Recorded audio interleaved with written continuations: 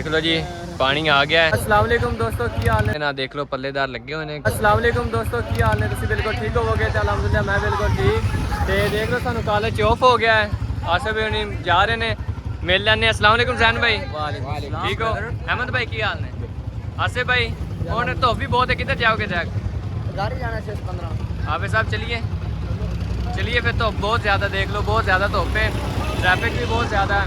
नौवीं वाले बच्चों ने भी छुट्टी हो गई है, देख लो। तो नबील भाई भी खड़े ने, तो कुछ बच्चे अंदर गए ने मोबाइल लैके आ जाते हैं, फिर इंशाल्लाह चलते हैं नेक्स्ट।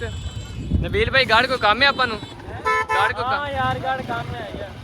चलिए मेरे के सारे हैं, चलो आ जाओ। चल के जी जा रहे हैं हम असी गढ़, क्योंकि थोड़ा जहा काम है नबील भाई ने उन्होंने नाल मिल के। तो आसिफ भाई होनी भी अपने नाल ही ने। धुप बहुत ज़्यादा है, तो गर्मियों के दिन भी शुरू हो गए हैं। आसिफ भाई आ जाओ यार, चलते हैं हम असी। देख लो जा रहे हैं शहर आगे गार्डन और जा रहे हैं नवी वाले बच्चे भी। पेट्रोल पंप तो पेट्रोल पवा लिए, पंप पे आ गए तो पेट्रोल पवावांगे, तो फिर अगे जाना है शहर। कोई काम है दुकान से, मैं रजिस्टर लेना है, तो कोई पेन वगैरह। प्राइस आई बस, पेट्रोल नहीं है, मीटर नहीं चल रहा, पेट्रोल नहीं है पेट्रोल चल रहा भाई। ये तो पेट्रोल नहीं मिले, असं अगे किसी पर दुकान तो पवा लेने हैं पेट्रोल पंप पे। तो पेट्रोल शॉर्ट है, इतने नहीं है पेट्रोल।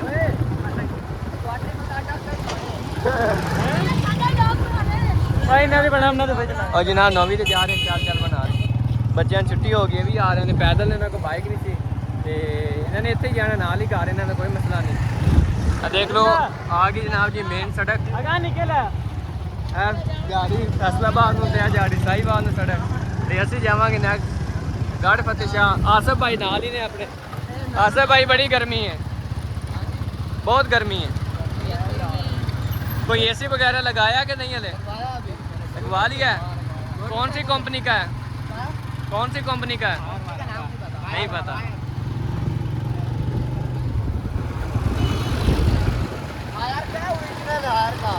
कितने टन का है? 90,000 का। इसने एसी नहीं लगवाया, वैसे कर रहा है क्योंकि वीडियो चल रही थी, इसको लगा मैं बात करूँ, लोग ये लगा मेरे पास।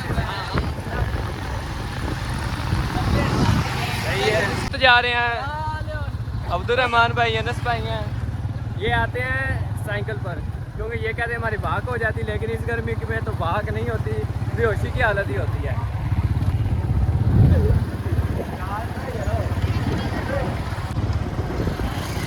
हाई स्कूल वाले बच्चों को छुट्टी हो गई है, तो ये भी हम जा रहे हैं ना। कोई बाइक नहीं ने, देख लो खड़े ने, मोटरसाइकिल किसी को भी नहीं है। तो असी हम आ गए हैं शहर से, तो जो भी सामान लेना वो सामान ले लेने। हेलो पानी पीना ही पानी आसिफ भाई पीना तो पिला दिए, बहुत गर्मी। आसिफ ये तो पानी पीवांगे।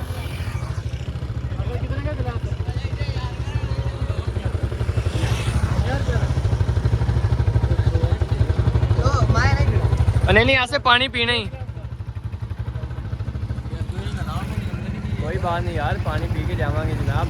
आसिफ भाई बड़ी गर्मी है, दसो गर्मी तो है यार, देख रहे गर्मी है कि नहीं है? दसो अच्छी तरह की है तो कपड़े ला के दसिए। गर्मी बहुत ज़्यादा, पसीना आया हुआ है। तो नबील भाई कहते पानी पीने हैं, तो खान साहब को पानी लाने। इन्होंने को शरबत है कि कोटा? शरबत। देख लो जी पानी आ गया है, कोटा बदामा का तो किसकास का बनाते हैं, बेहतरीन गर्मियों का तोड़ है। आसिफ भाई कैसा टेस्ट है इसका? नहीं जनाब ये बहुत अच्छा, गर्मियों में जो पीना चाहिए तो ठंडा होता है ना, गर्मी बिल्कुल दूर हो जाती है।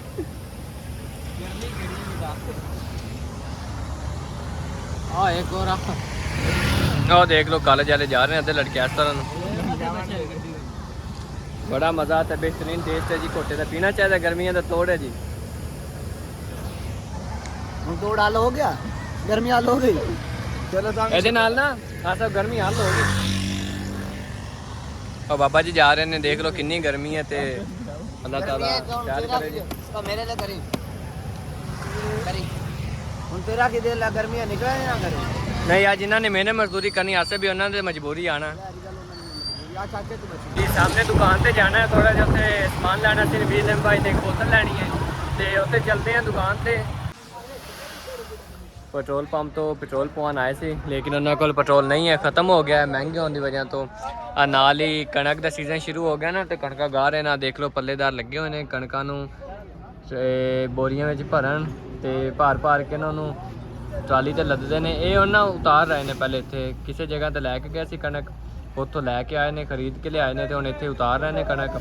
ਤੇ ਇਸੇ ਤਰ੍ਹਾਂ ਫਿਰ ਇੱਥੇ ਧੁੱਪ ਲਗਵਾ ਕੇ ਫਿਰ ਦੁਬਾਰਾ ਇਹਨੂੰ ਬੋਰੀਆਂ ਵਿੱਚ ਭਰਨਗੇ ਤੇ ਉਸ ਤੋਂ ਬਾਅਦ ਦੁਬਾਰਾ ਲੈ ਕੇ ਜਾਣਗੇ, ਆਲਮੀ ਮੰਡੀਆਂ ਵਿੱਚ ਪਹੁੰਚੇਗੀ ਤੇ ਫਿਰ ਗੈਰ ਮੁਲਕ ਵਿੱਚ ਵੀ ਜਾਣਗੀਆਂ ਤੇ ਇੱਥੇ ਵੀ ਅੱਗੇ ਪਿੱਛੇ ਜਾਣਗੀ ਸਾਰੀ ਕਣਕ। ਬਾਕੀ ਇਹ ਦੇਖ ਲਓ ਪੈਟਰੋਲ ਪੰਪ ਤੇ ਆਏ ਸੀ, ਪੈਟਰੋਲ ਨਹੀਂ ਹੈ, ਸਾਰੀਆਂ ਗੱਡੀਆਂ ਖੜੀਆਂ ਨੇ ਤੇ ਇੰਸ਼ਾਅੱਲਾ ਆਪਾਂ ਪਵਾ ਲੈਂਦੇ ਹਾਂ ਪੈਟਰੋਲ। ਅਲੱਗਾ ਅੰਦਰ ਰੱਖਿਆ ਹੁੰਦਾ ਉਹਨਾਂ ਨੇ, ਸਾਡੀ ਬਾਈਕ ਖੜੀ ਹੈ, ਪੈਟਰੋਲ ਅਸੀਂ ਲੈ ਲੈਂਦੇ ਹਾਂ। ਹੁਣ ਸ਼ਹਿਰ 'ਚ ਨਬੀਲ ਭਾਈ ਨੇ ਉੱਥੋਂ ਕੋਈ ਬੋਤਲ ਲੈਣੀ ਸੀ ਸਟਿੰਗ ਦੀ, ਉਹ ਬੋਤਲ ਲੈਣ ਗਏ ਨੇ ਤੇ ਵਾਪਸ ਚੱਲਦੇ ਹਾਂ ਘਰ। ਹੁਣ ਵਾਪਸ ਕਾਫੀ ਲੇਟ ਹੋ ਗਈ ਹੈ ਤੇ ਧੁੱਪ ਵੀ ਤਾਂ ਬਹੁਤ ਜ਼ਿਆਦਾ, ਚੱਲਦੇ ਹਾਂ ਵਾਪਸ। ਤੇ ਠੀਕ ਹੈ ਜੀ, ਤੁਸੀਂ ਸਾਡਾ ਵਲੌਗ ਦੇਖਿਆ ਕਰੋ, ਸਬਸਕ੍ਰਾਈਬ ਵੀ ਕੀਤਾ ਕਰੋ। ਮਿਲਦੇ ਹਾਂ ਨੈਕਸਟ ਵਲੌਗ ਵਿੱਚ। ਅੱਲਾ ਹਾਫਿਜ਼।